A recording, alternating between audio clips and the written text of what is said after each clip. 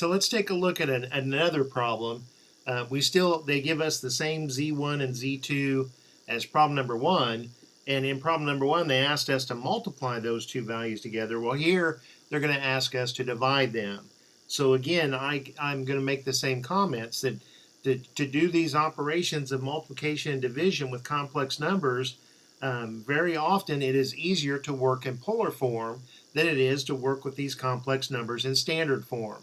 Let's illustrate this like I did on problem number one, but then for the rest of these videos, I'm just going to do it the easy way and use these formulas. So for this one, we planned with the division to use the R1 divided by R2, and this time to subtract the two angles. But first, let's take a look at what the work involved in dividing these two complex numbers had they been written in standard form. So I converted Z1 and Z2 into standard form. It's the same number.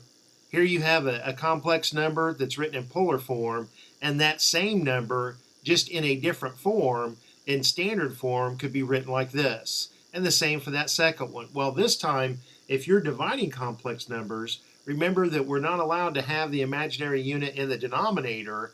You focus your attention on the denominator. You take the conjugate, the complex conjugate of this denominator, and you multiply this complex number by the number 1. So this is a very ugly way to write the number 1, but notice that the denominator and the numerator are the same number, and so that divides to 1. Now, it's easy to multiply complex conjugates together because we have that formula. We know that if you have a plus bi times a minus bi, that it's always going to work out to be a squared plus b squared. So the denominator is not that difficult, okay? But the numerator, to multiply these two, again, if you do it in the form of a table, it's similar to the last table except for this negative sign that's up there. And so this in this problem, the diagonals here do not cancel like it did. That was kind of nice in problem number one. So you can look here and pause the video if you want to double check my table.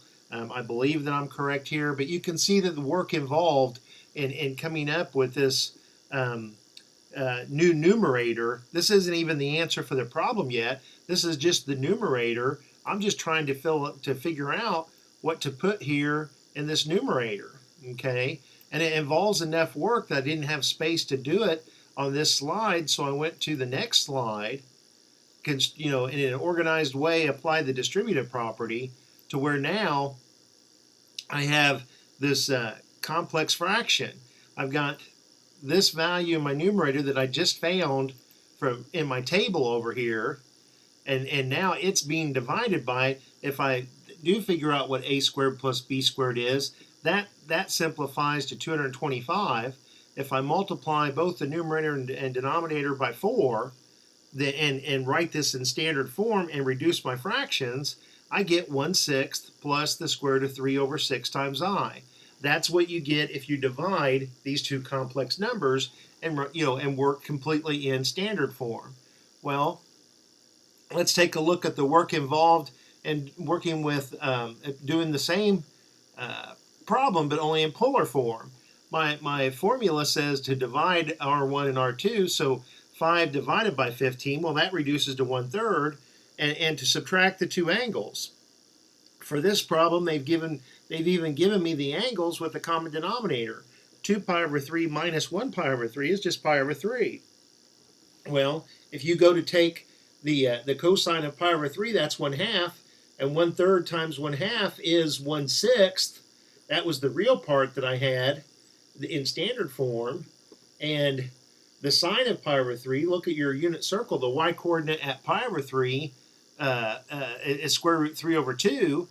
So when you multiply that by 1/3, you get square root 3 over 6, which is what we got here in standard form. So look at the work that was involved in dividing these two complex numbers written in standard form. And then look at the work that was involved in dividing these two complex numbers in polar form and using this equation. It's obvious. This is easier. So hey, I'll talk to you later. Hope that helps. I'm doing this on a different computer and I don't know where all the buttons are.